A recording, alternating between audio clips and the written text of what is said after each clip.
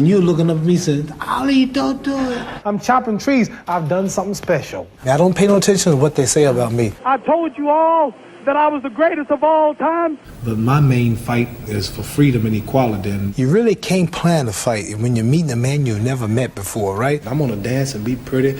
I'm just gonna win on points. Maybe sometimes the will can outdo the skill. You are fighting the greatest fight of all times. This is the Ali Show. My thinking is so superior, and my knowledge is so positive, and my logic is so wise until it clashes with their mentality, which is down here and I'm up there. So by me being so high, I can see more and see farther than you. And you're looking up at me saying, Ali, don't do it. Don't do it. Ali, please stop me when it hurts. And you're on a job making 60, 70 pounds a week, or whoever this guy is. Never been out of the country, not known in his own neighborhood. Ali, don't do it. But I'm at such a high level until I don't think like you. I'm not like you. Now I say you, I mean the other person. But you know why they say that. I mean, it's for the best possible reasons, though. They have fear and they are wary. It looks dangerous to them. That's but right. It's not really that dangerous to me. I really care nothing about boxing. Boxing is a stepping stone just to introduce me to the audience. Like if I was still in Louisville, Kentucky, and never was a boxer, I might get killed next week in some type of freedom struggle, and you never read the news. But now, if I'm even say the wrong thing, it makes news. So like, boxing is just to introduce me to the struggle. Like when I speak, I draw people in the States to draw my people, to teach them various things, which will give them dignity, pride, and self-help, and go for self, and help the ghetto, and help the dope, prostitution problem, the juveniles, and I use my image to help or do all I can to stop a lot of trouble among our own people, fighting and killing each other. So boxing is just going to be another year, but my main fight is for freedom and equality, and this is what I plan to do in boxing. It's good for livelihood, but mainly money don't really mean nothing, because I proved that when I gave up the title, not knowing if I'm coming back or not for 4 years, and they let me back on my terms. I didn't deny nothing, I believe. I'm still the same everything. So if even today, if my title hadn't been given back to me, if I got such in poverty where I had to go find a job, I would have did that. But I made a good living speaking in colleges, because the war got unpopular, and so many black militants were trying to do all they could, and I was naturally right in the middle of all of it and represented it, and that kept me alive. But if I couldn't fight, I would still not be fighting. So number one comes freedom first for my people, equality, and this is what I plan to do after I'm through fighting, working with nothing but the people, the little people in the alleys, the wine heads, the downtrodden people, going out among them and helping them with my image. You know, I'm sure Henry will tell you, any fighter that knows what's happening, you really can't plan a fight when you're meeting a man you've never met before, right?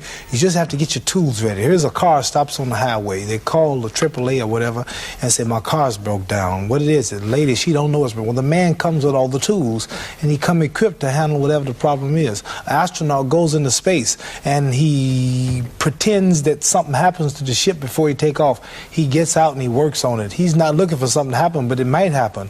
So I just had everything ready. Now, after the first round, being here with a top professional, a man so great, had so many knockouts, never been defeated, never been even scratched, I didn't know really how good he was. So I had to come in, actually a little nervous, and with everything ready. After one round of dancing, I found out that this would tire me out.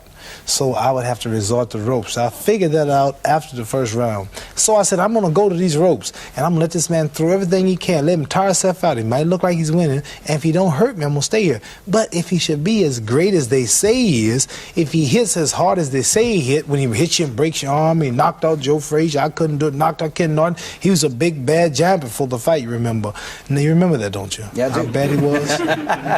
They don't say that now, but you remember he was a real bad cat the other day, right? Don't forget that. Now, after I found out he didn't have it, I stayed there. But if he had had what I thought he had or what they said he had, I'd have kept running, hoping I wouldn't get tired. Whether it's a world champion boxer, a basketball player, a track star, a horse, even animals, I find out that this Mark Spitz, for an example, he's a world champion. But what made him the world champion was that he seemed to, at the right time when the pressure's down, at the last few yards, he can get that lead, or he's got enough left to make it. I fought Ken Norton, my last fight. The fight was even up until the last round, but I had something that he didn't have, although I'm much older, and that was the last-minute kick. What's that last-minute kick? Is that something? Just the stamina, the strength, the mental, more than training, the mental capacity, to realize what's involved and how important it is to make your body do something. It's really too hard to do. Your mind makes you do it. Mark Spitz, this Olympic track star I was mentioning, he wasn't that much greater than all the people in the world, but sometimes he won by just that much. And the champion is just one who can come out at the last minute and close the show. As they say, the star closes the show. A 14, 15-round fight, and it's even, and usually this champion, you can depend on him to come through at the last few seconds and find some energy from somewhere. Is it discipline? Or not only that, it's mental and physical. His body's in physical shape to do it, plus mentally too.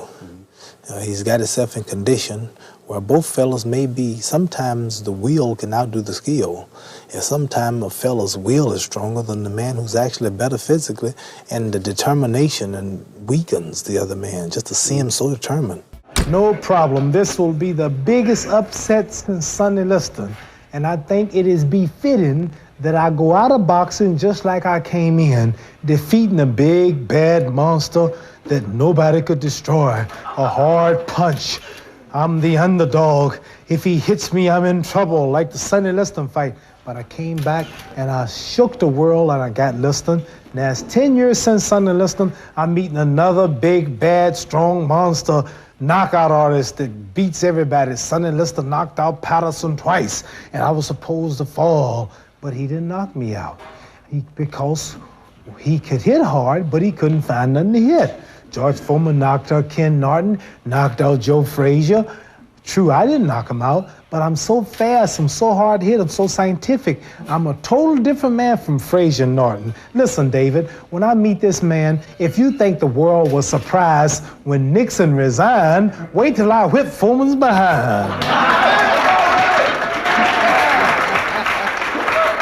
I'm telling you, David, I'm down to 215 pounds. Right now, I said it when 215. I'm fighting weight already. I usually train 6 weeks for fight. I've trained 4 months for fight. I'm chopping trees. I've done something special. I've wrestled with an alligator. I've tussled with a... I believe you totally. I believe you completely. I have tussled with a whale. I done handcuffed lightning, throw thunder in jail. Now, you know I'm bad. Only last week, I murdered a rock, injured a stone, hospitalized a brick. I'm so mean, I make medicine sick. Man's in trouble. Listen, George Foreman, people are afraid of George Foreman. They talk about how hard he hits. The world has been deceived. You listen to me now. I've never told you wrong. The man don't hit hard. He knocked Joe Frazier down 6 times. He got up 6 times. Joe King Roman, his Tokyo, Japan fight, the Puerto Rican champion, knocked him down 3 times. He jumped up 3 times. He knocked Ken Norton down 4 times. He jumped up 4 times. When have you ever saw the man say 7, 8, 9, 10, count his man out? When I hit Sonny Liston the second fight, he stayed out for the count of 10. Zora Foley stayed out for the count of 10. Cleveland Williams stayed out for the count of 10. What few I have knocked out stayed down. Sugar Ray Robinson knocked him out for the count of 30. Joe Louis, Marciana, Jack Dempsey, Jack Johnson, Archie Moore, Ezra Charles, they knock him out cold. So this man has never knocked nobody out cold. He's a bully. He's slow. He has no skill, no footwork. He's awkward. And I have been given him a name. I named Floyd Patterson the Rabbit. I named Sonny Liston the Bear. And he shall be known as officially as the Mummy. The Mummy. And why the Mummy? Because he fights. When he's fighting, if you ever watch him in the ring, he drags like that after his opponent.